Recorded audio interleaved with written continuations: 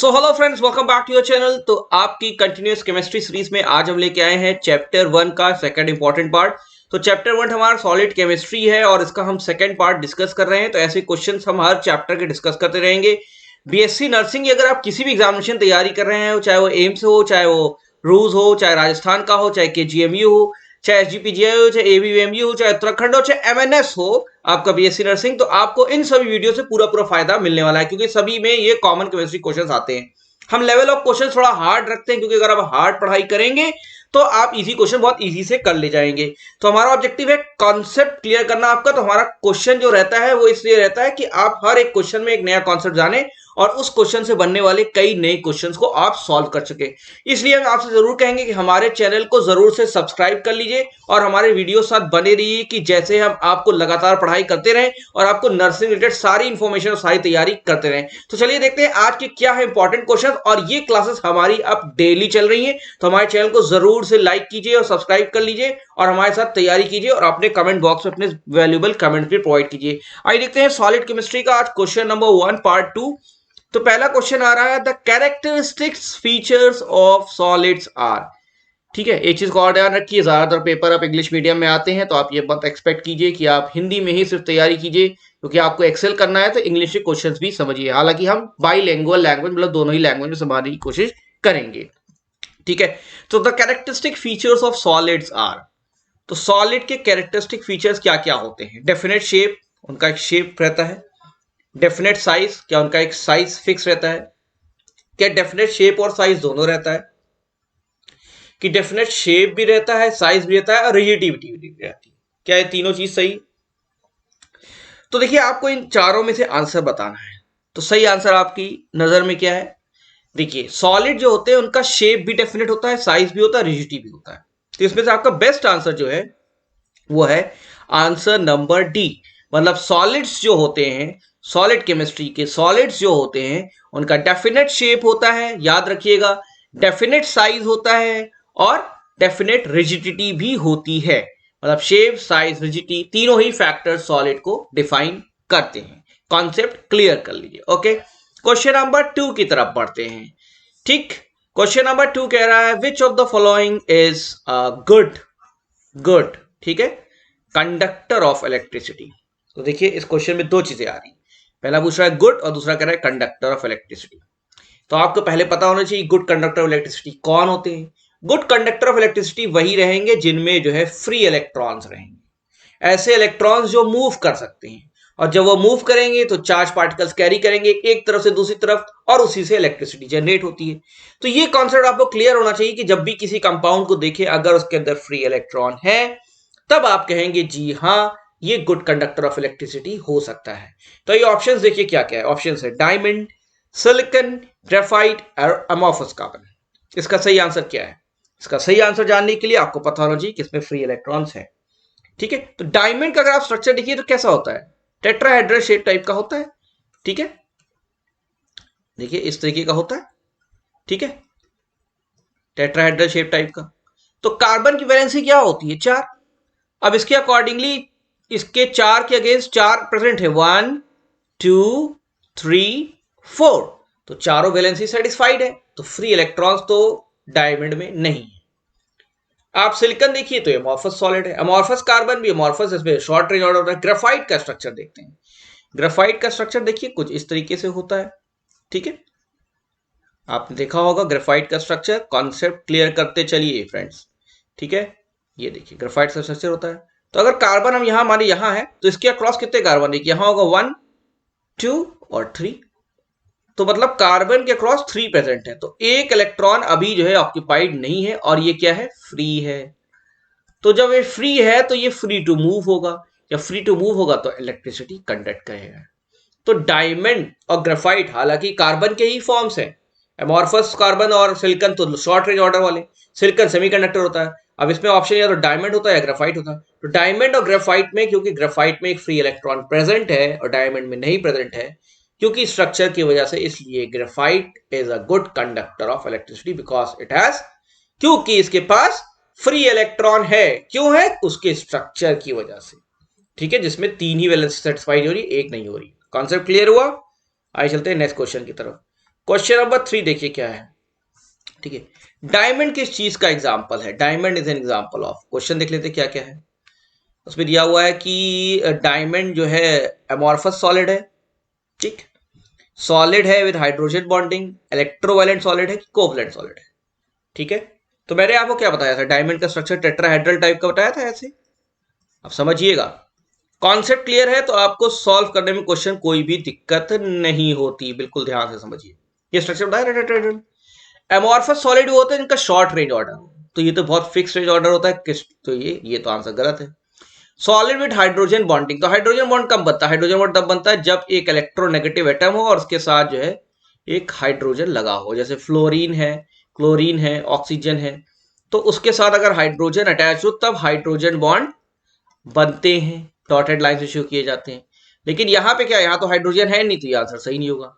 Electrovalent, electrovalent मतलब आयनिक interaction positive और negative हो, कार्बन तो सब न्यूट्रल है, तो यहाँ पे चार्ज मॉलिक्यूल हो नहीं सकते। कोवलेंट, कोवलेंट बॉन्ड यहाँ बन रहे हैं, देखिए वैलेंसी शेयर हो रही है, शेयरिंग ऑफ इलेक्ट्रॉन, कार्बन की वैलेंसी 4, शेयरिंग होके चार तरफ कार्बन लगे हुए हैं।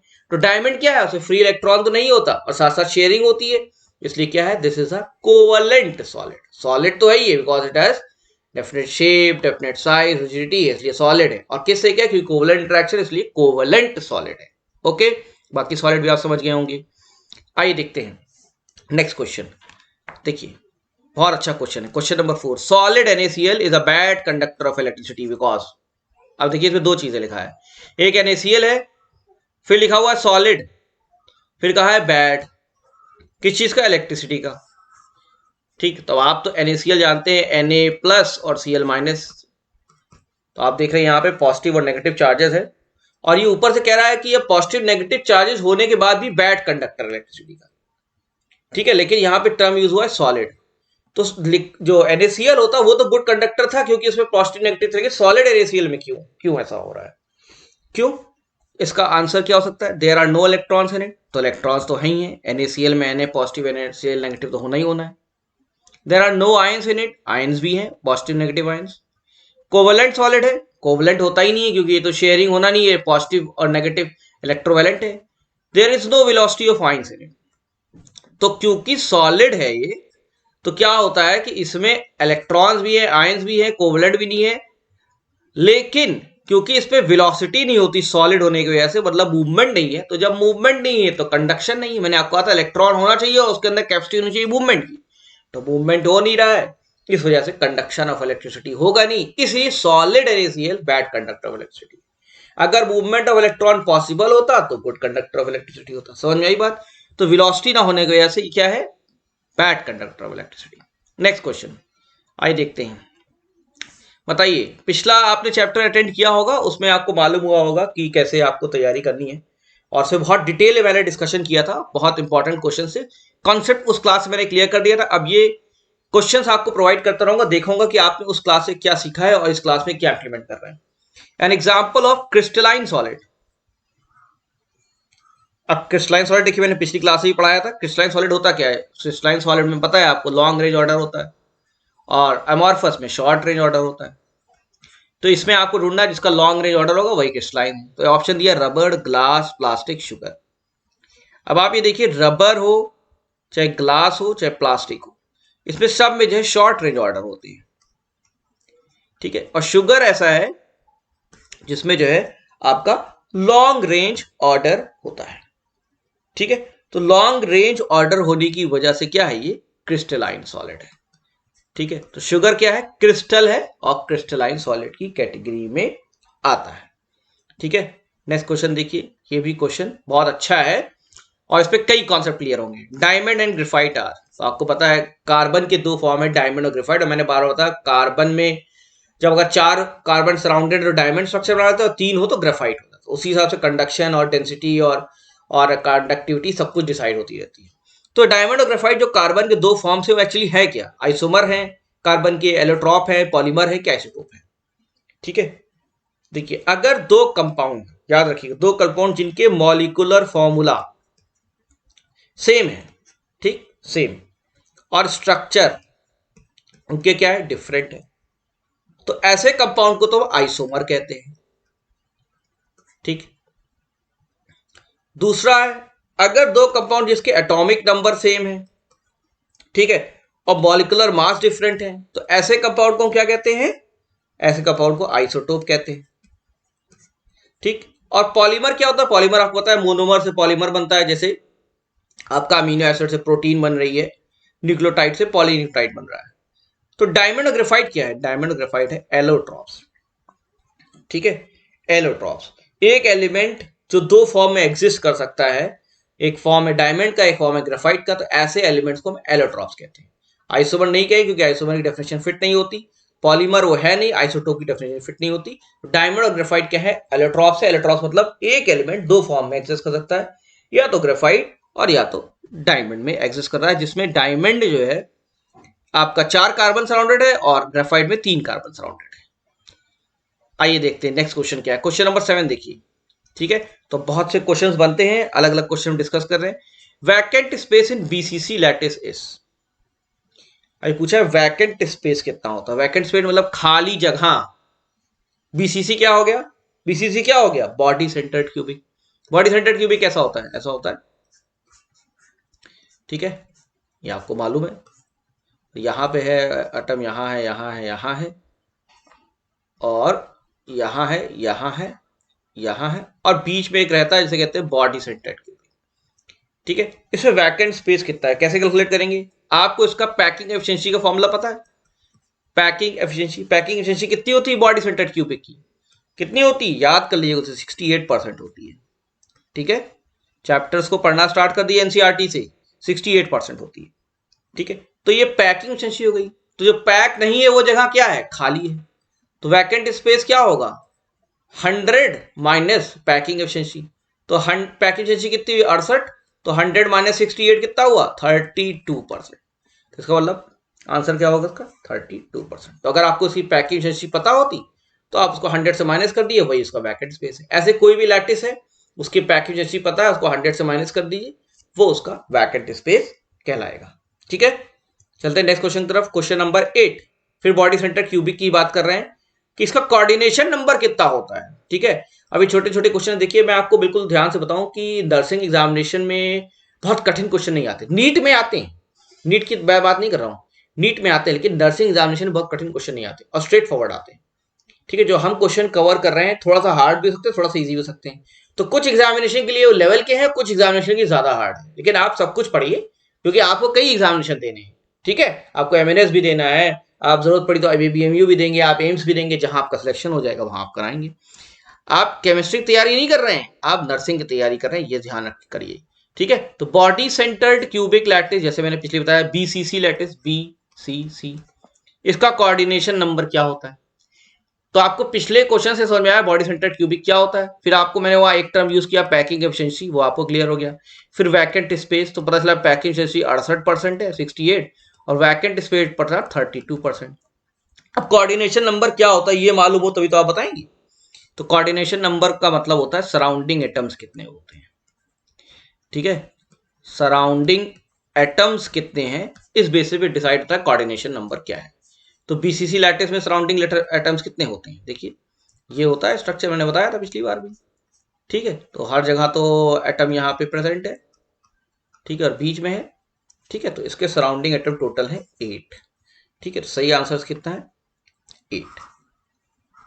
अगर सिंपल क्यूबिक लैटिस होती तो क्या होता? सिंपल होता तो,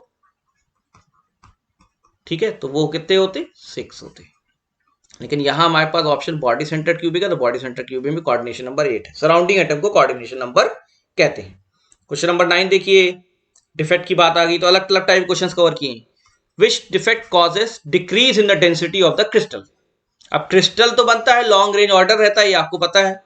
ठीक है, कई टाइप के क्रिस्टल्स भी होते हैं, अब उसमें डिफेक्ट्स भी होते हैं। ऐसा कौन सा डिफेक्ट है जिसकी वजह से डेंसिटी डिक्रीज हो जाती है?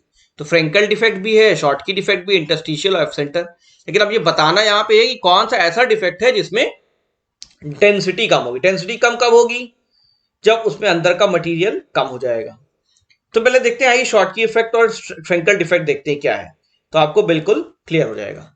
ठीक है, अब देखिए जो शॉर्ट की डिफेक्ट में क्या होता है, जैसे पॉजिटिव आयन है, नेगेटिव है, ठीक है, फिर पॉजिटिव है और फिर नेगेटिव है, फिर यहां नेगेटिव कर दिया, पॉजिटिव कर दिया, नेगेटिव, पॉजिटिव, इस तरीके से रहता है। ये आपको पता ही है क्रिस्टल स्ट्रक्चर। अब शॉर्टकी इफेक्ट में क्या होता है, कटायन और अनायन निकल गए, ठीक है। तो इसमें क्या हुआ, मटेरियल बाहर चला गया। तो जब मटेरियल बाहर चला गया तो अंदर खाली हो गया, तो खाली हो गया तो जगह बची, तो डेंसिटी क्या हो गई, पैकिंग क्या हो गई, कम हो गई। तो डेंसिटी क्या हो गई, इसमें डिक्रीज हो गई, क्योंकि मटेरियल निकल गया। ये किसमें हुआ, शॉर्टकी इफेक्ट में। किसमें हुआ, शॉर्टकी इफेक्ट में। तो क्योंकि कटायन और अनायन निकल गए, कटायन और अनायन, इस वजह से शॉर्टकी इफेक्ट में मटेरियल निकलने की वजह से डेंसिटी कम हो गई। फ्रैंकल डिफेक्ट में क्या होता, फ्रैंकल डिफेक्ट में क्या होता, जैसे पॉजिटिव है नेगेटिव है, पॉजिटिव है नेगेटिव है, और नेगेटिव पॉजिटिव, नेगेटिव पॉजिटिव, यही तो था, यही है क्रिस्टल, ठीक है। अच्छा मैंने पहले बताया था। तो इसमें जो कटायन निकलता है, इसमें भी निकलता है, लेकिन निकल के बीच में आ जाता है, इंटरस्टिशियल स्पेस में, बीच की जगह में आके बैठ जाता है। इस डिफेक्ट को कहते हैं फ्रैंकल। तो इसमें भी निकला और इसमें भी निकला, इसमें निकल के बाहर चला गया और इसमें निकल के खाली स्पेस में आ गया। तो खाली स्पेस में आने की वजह से कोई चीज निकली नहीं है, बस एक जगह दूसरी जगह भर दी गई। तो जब क्वांटिटी वही है तो डेंसिटी पे कोई फर्क ही नहीं पड़ेगा, तो डेंसिटी सेम रहेगी, सेम रहेगी फ्रैंकल डिफेक्ट में। शॉर्टकी डिफेक्ट में क्योंकि कटायन अनायन निकल गए तो मटेरियल निकल गया अंदर से, तो डेंसिटी घट जाएगी, ठीक है। इसका सही आंसर क्या है, शॉर्टकी डिफेक्ट, जिसमें कटायन अनायन निकल जाते हैं, इससे डेंसिटी कम हो जाती है। क्वेश्चन नंबर 10 देखिए, सब पढ़ते रहिए, लगातार क्लासेस चलेंगी, ठीक है। और उसके बाद टेस्ट भी होगा इसका, देखते हैं अभी क्या तैयारी चल रही है। मेहनत करना स्टार्ट कर दिए, रेगुलर क्लासेस होंगी, 1-2 महीने में सारे कोर्स कंप्लीट हो जाएंगे और एग्जामिनेशंस पर लग जाएंगे आपके। अपनी पढ़ाई भी कीजिए। Which of the statement is true regarding F centre, F centre का नाम सुना है, एफ सेंटर। एफ सेंटर पहले पता होना चाहिए क्या है, ठीक है। एफ सेंटर पता होना चाहिए क्या है। जैसे फॉर एग्जांपल सोडियम क्लोराइड की बात करें, सोडियम क्लोराइड क्रिस्टल की, ठीक है।